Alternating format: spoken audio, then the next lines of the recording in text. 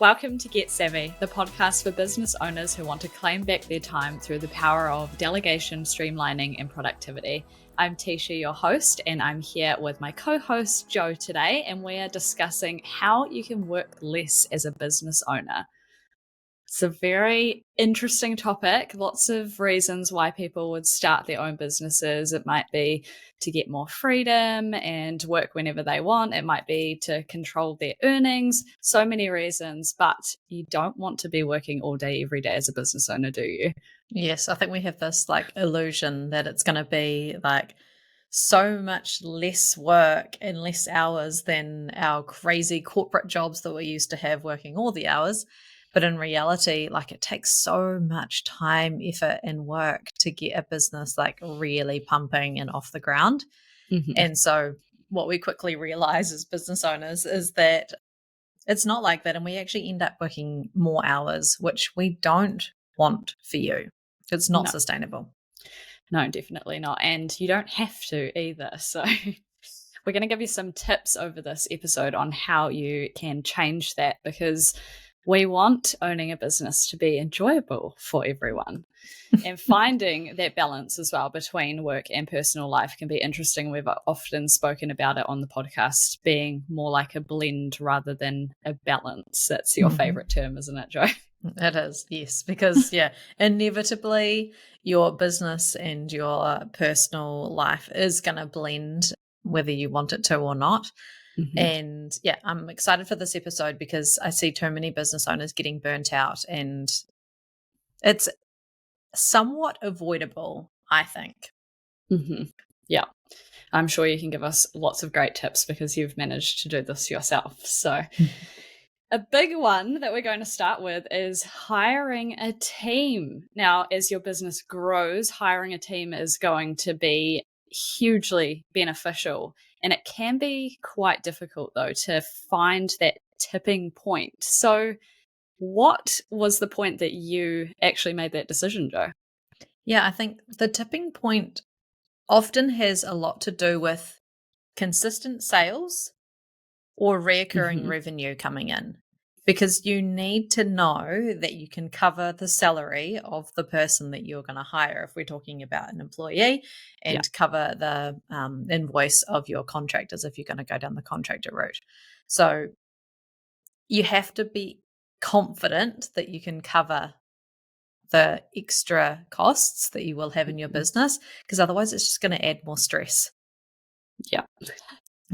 Another thing that could be a trigger is that you're dropping the ball and missing opportunities. Yes. So if you're always scrambling and, clients are always emailing you, oh, can you send me an update? Where are we at with this? Your communication has dropped off because you just don't have enough hours in the day to communicate to all your clients. Clients getting upset with you, your clients leaving because, they're not getting the service that you'd promised, or, your product's faulty, or, something is often wrong with the feedback that you get from those sales. And the other thing is that missing opportunities. So if your inbox is so out of control that, you've got opportunities in there, leads are coming in, but you're just not keeping up with them. And so by the time that you get back to someone, they say things like, oh, sorry, I've gone with someone else because I didn't hear back. If you're missing those opportunities, this is the exact moment that you need to think about hiring a team. Yeah, absolutely. Yeah. Yes. I've got a third one. Yep. Working more hours than is sustainable long term. Yeah. That's definitely going to be a point where you need to think about, you can't do that forever. It's not sustainable. Yeah. So is this now the time that you need to actually hire? And often when you start your business, you are everything to your business. You are the salesperson, you are the person that does the work, you're the person that does the accounts. But at what point is that too much? So figuring that out is really important. Something else that we have also talked about a few times is that hiring someone as well, you are hiring someone specifically for that role. They're talented at what they do.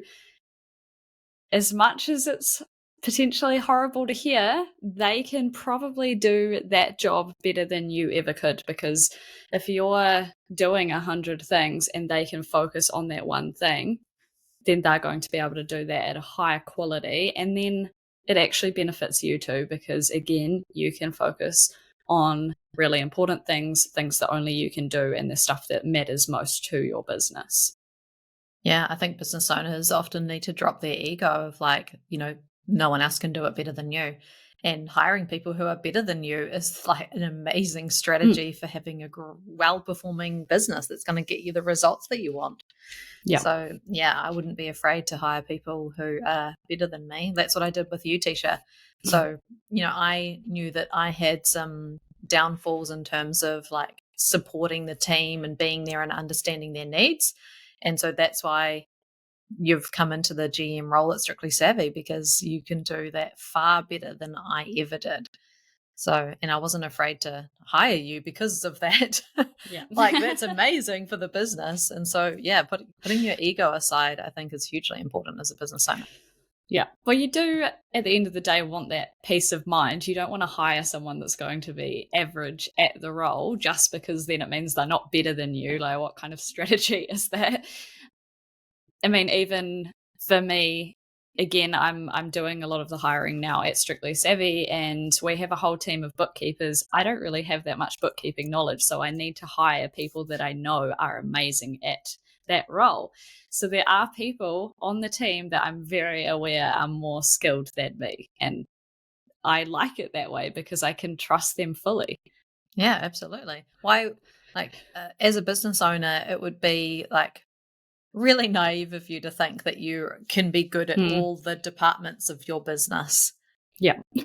Like, it would be impossible for you to be an amazing person in accounts and sales and marketing and design and everything across your business. Like, it would be impossible.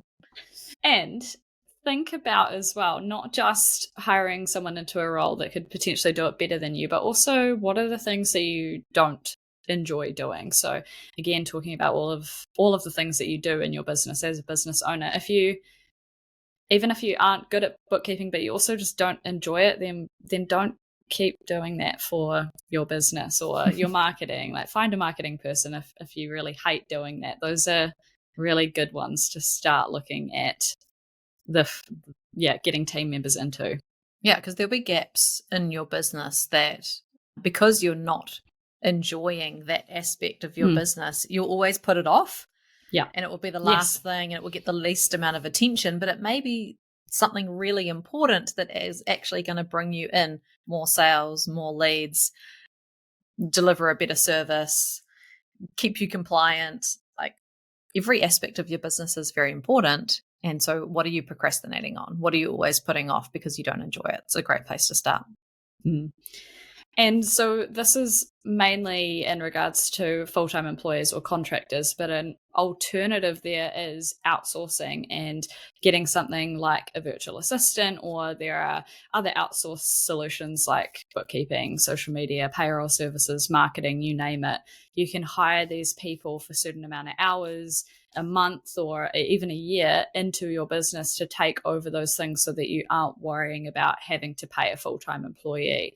So it could be a really great alternative sometimes if you're not quite ready to make that leap. Yeah, and also too, think about the team of professionals that you need to have around you and outsource to. So your accountant, your lawyer, etc. It's important to have those people essentially on your team. I did inverted commas for anyone who's listening on the podcast. It's important to have those people around you as well, because, like, let's face it, you cannot do business alone.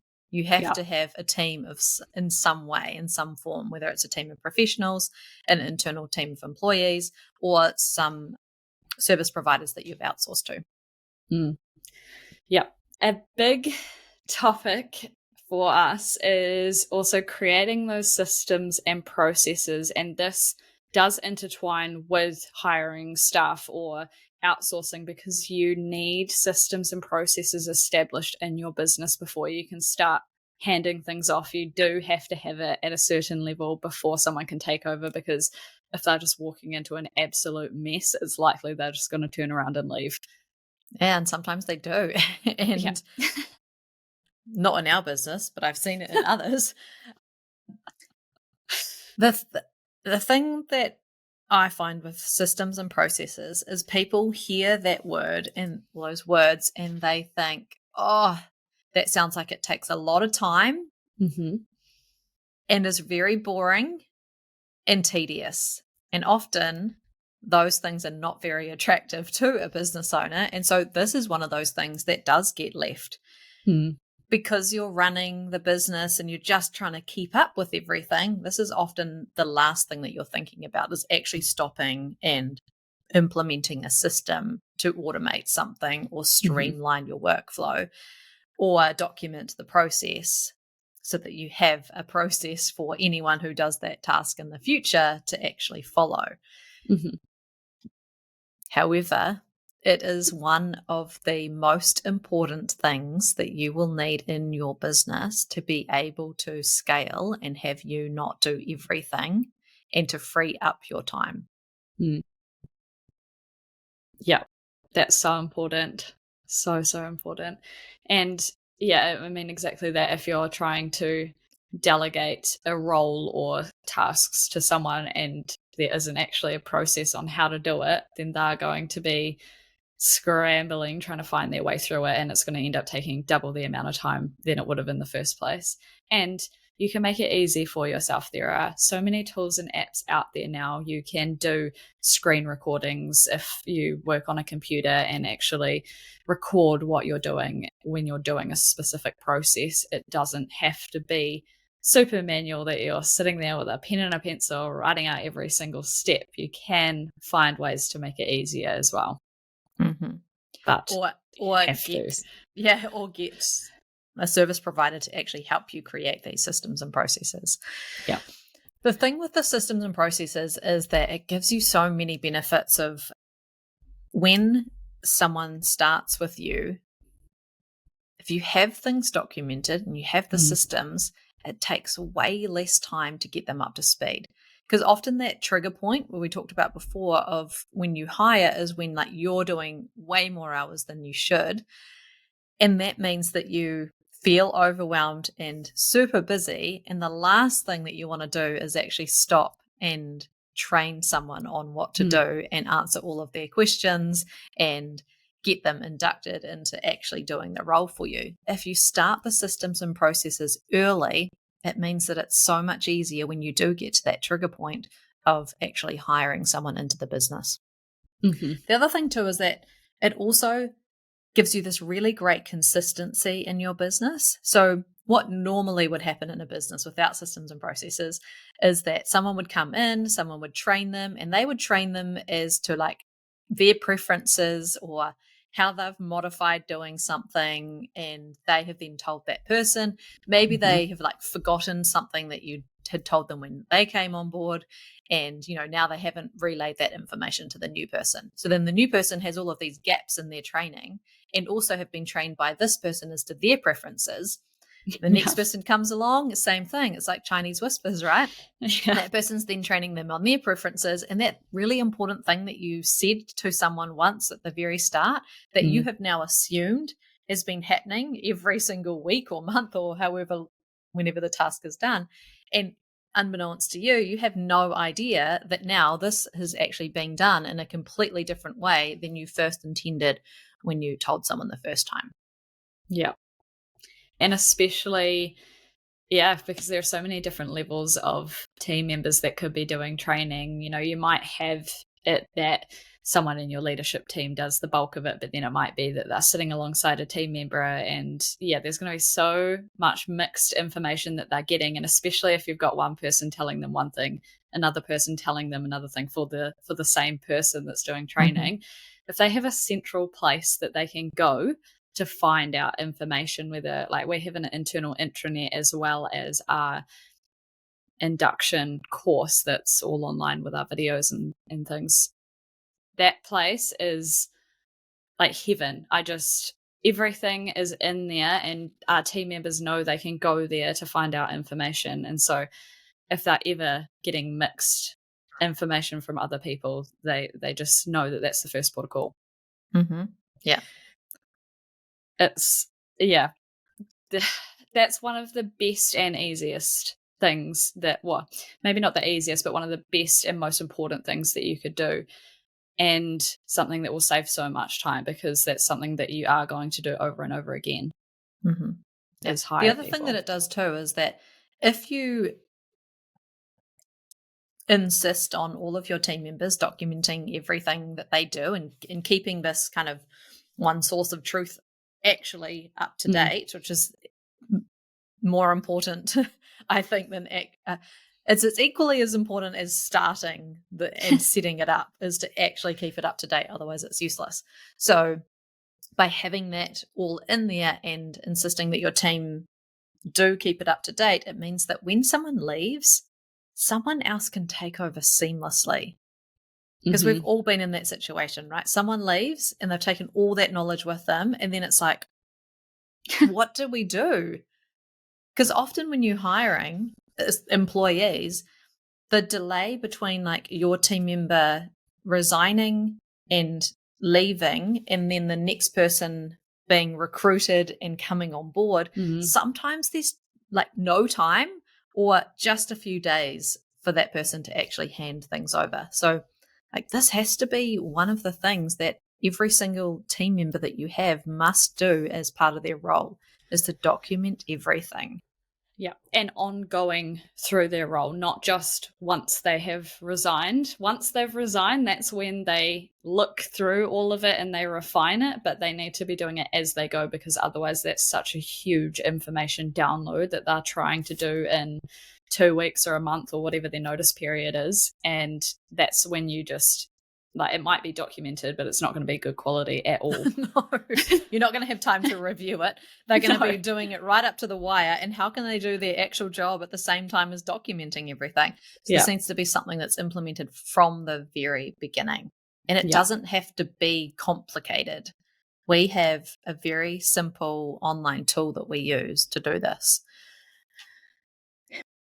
Yeah, that should have been number one, I reckon. The number one thing to work less as a business owner is to have systems and processes. Yeah, it is a very, very big topic for us. I'm sure we'll touch on it again. Another one, and we've actually referenced parts of this in episode 19, is prioritizing your to-do list. Because as a business owner, there are probably hundreds of things on your to-do list. Your to-do list is never ending. It's just one of those things that as soon as you tick something off, another thing gets added to it. And it just is what it is, unfortunately. Yeah. So knowing what is the priority, and not just having 100 post-it notes all over the place or scrambled to-do lists in lots of different places. Yeah, because I think what typically will happen is you'll start your day, go into your inbox, and then you'll be reactive for the rest of the day to whatever other people want you to do, rather than what is the most important things for you to do for your business. And those things that require that deep focused work from you are always the things that get left, because there's never enough time left at the end of the day. And it's the last thing that you want to be doing, is that deep focus work at the end of the day. Yep. And even if that means a project management tool or even something like calendar blocking. I mean, if you like a physical written to-do list, then cool. But make sure that it's not just a to-do list. You've actually got priorities. You know what's urgent and important. Or use something like calendar blocking like we talked about in episode 19. These little things can help focus you for the day, and I'm going to spend this time doing this, and that you've got this time allocated to go in and check your email inbox at 10 and 2 and 5 o'clock before you sign off or something like that. Yeah.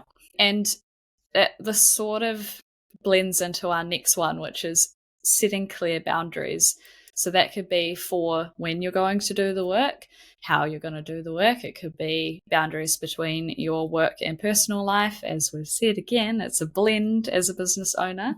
So figuring out what your boundaries are as a starting point as well. And then making sure that you stick to them. Having stop work times Mm. is really important, especially if you're working from home and working by yourself. Yeah. You don't have those triggers for, the cleaner coming around and turning off all the lights and Yeah. doors getting locked and everyone else leaving and getting up from their desk. So you need to have some clear boundaries with yourself of like, when is the time that you do stop working? Because it's very easy to sit and continue because, like Teesha said, that to-do list will be never ending. You will never finish your to-do list. You will always have one as a business owner. Yeah. And it can be really nice once the rest of the team's logged off for the day, if you have a team, to keep working once they've gone, because then it's quiet and you can get a bunch done. If you're going to do that, that's fine, but make sure that you have the time that you're going to call it quits for the day, because you could just keep going all night and think that you're going to get everything off the to-do list. But yeah, I was really concerned actually when we first started working from home, because I thought I was going to struggle to separate it. But I made the rule that when I'm in my office, it's work time. As soon as I walk out that door, then it's home life Teesha, and separated it that way. And you do just have to be really conscious about it if you're working from home. Like you say, you have to have those triggers and make those triggers for yourself. Mm-hmm. And even if you have the ability to have a separate workspace like you do, Teesha, is to do that and set that up so that you can close the door and it's not always kind of tempting you, if it's in your living room or something like that. Yeah, it's really important.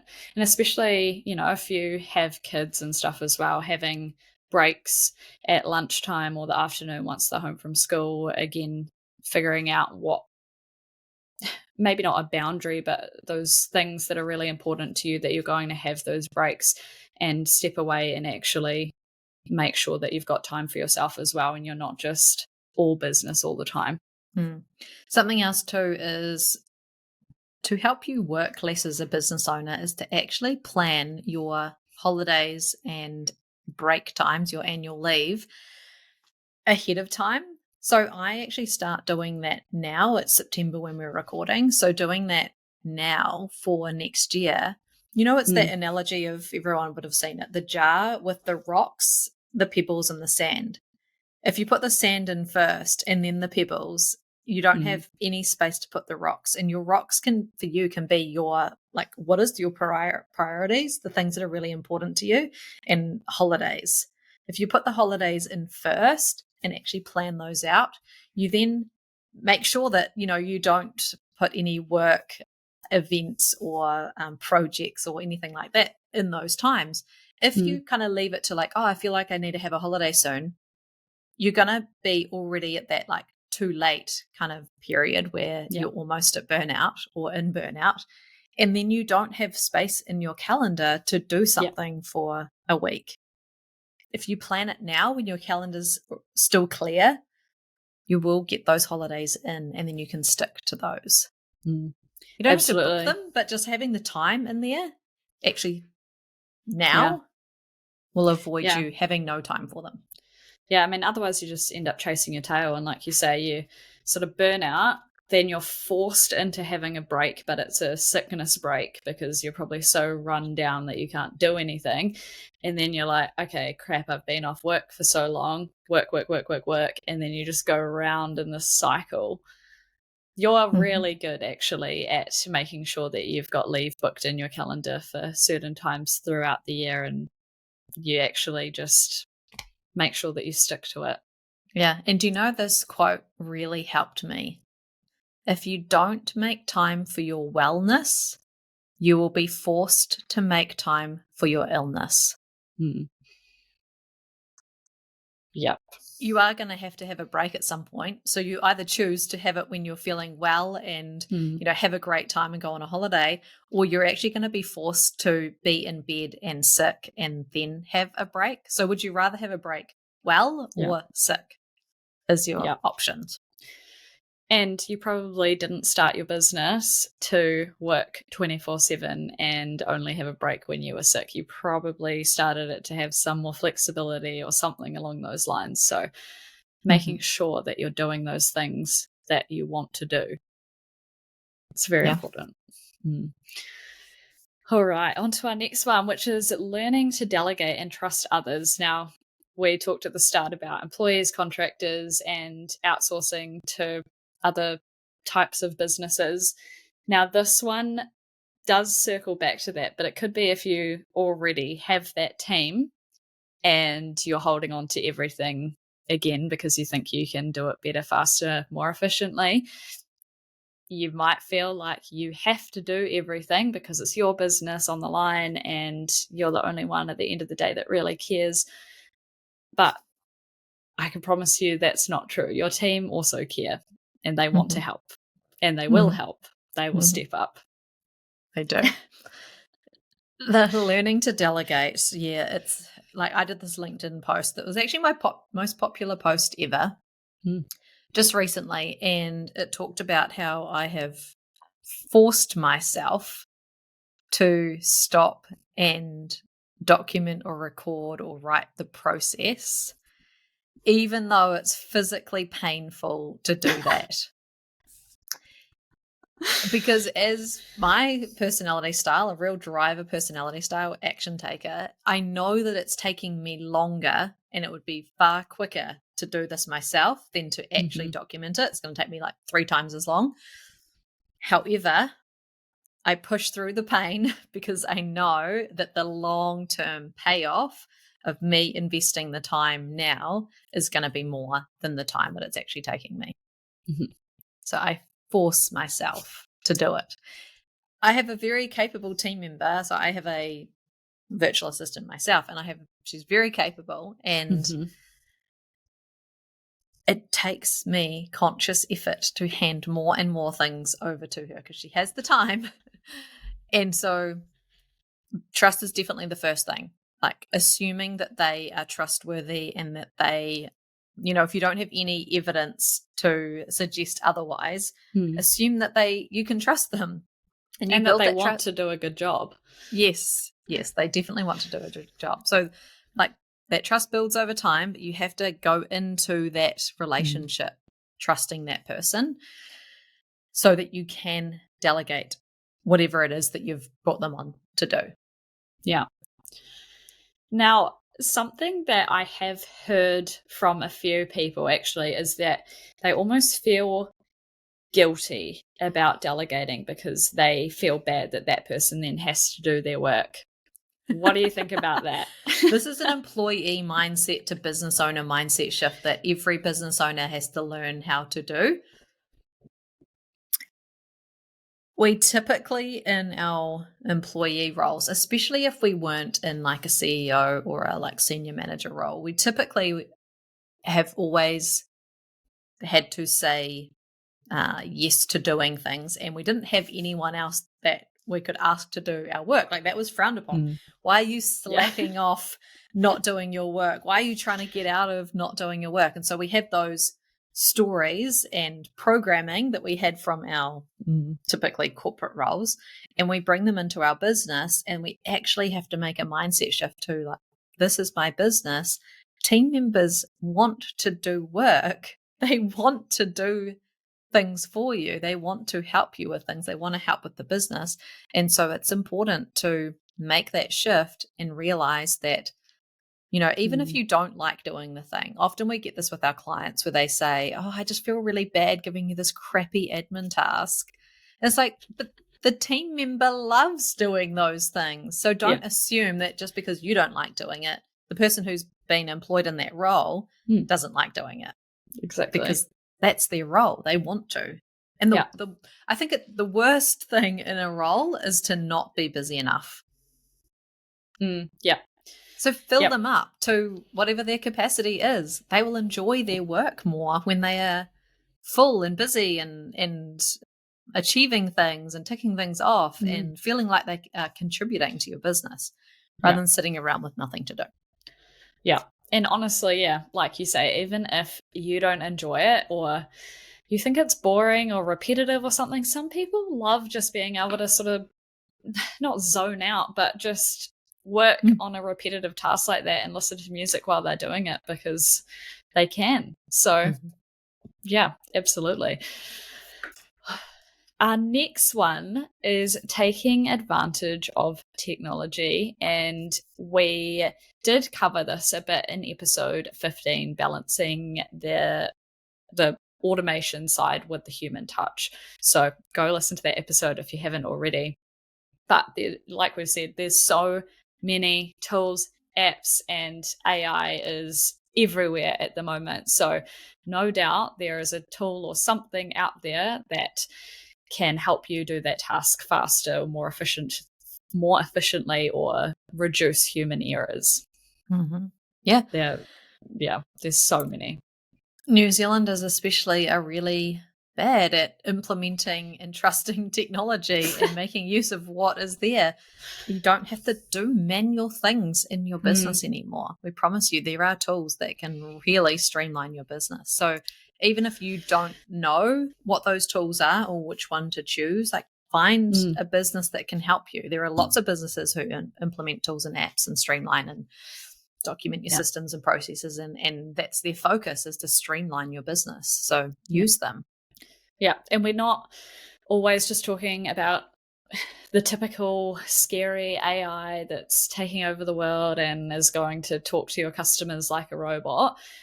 There are tools and apps out there, and probably even things within tools and apps you're already using that can streamline things or automate them, like the automatic responses on Facebook to certain questions. So think about those things that you're doing over and over again. There's probably a way to streamline that or automate that. Yeah, one thing I see is businesses who are like creating proposals from scratch every time in like a Word document. There are tools that can pull content from a content library and drop it in so that you're never like starting something from scratch. And if you have different types of services in your business or different products, like being able to grab those and pull them into your quote super quick and easy. The proposal time should be like a really small amount of time. Yeah. Don't reinvent the wheel each time. Yeah. And it doesn't mean that it can't be tailored every time as well. You can still make it have that human touch, like we've talked about, balancing that. And it can still feel personal, but you don't have to write every single word in your proposal from scratch, because what could you be spending your time on if you weren't doing that? Yep. Now, our next one is learning to say no. One of your favorite things is remembering that no is a complete sentence. I love that saying. It's so good, isn't it? You don't have to give people a reason or an excuse or apologize for saying no. No, but a lot of people will feel guilty and that they owe other people an explanation. But how many times, if you actually just said, no, I can't do that, is someone going to turn around and be like, well, why? What else have you got on? You need to tell me why you can't do this, and probe you about it. Yeah. So, if you don't have the time, if it doesn't align with your business goals, for whatever reason, if your gut is telling you not to take on that job, then you are allowed to say no. Full sentence. The other thing I see too is that business owners will learn a new strategy or learn something, and they think that they must implement it now that they have learned it. And so they start spreading themselves so thin and kind of doing an average job of all of these different strategies. Let's say like how to get more clients.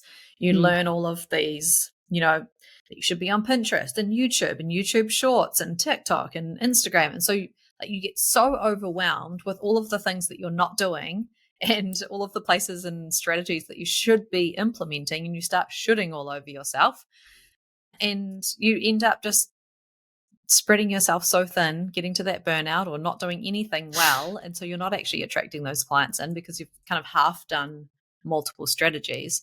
So learning to really identify what am I going to say no to and what am I going to go all in on instead. Yeah.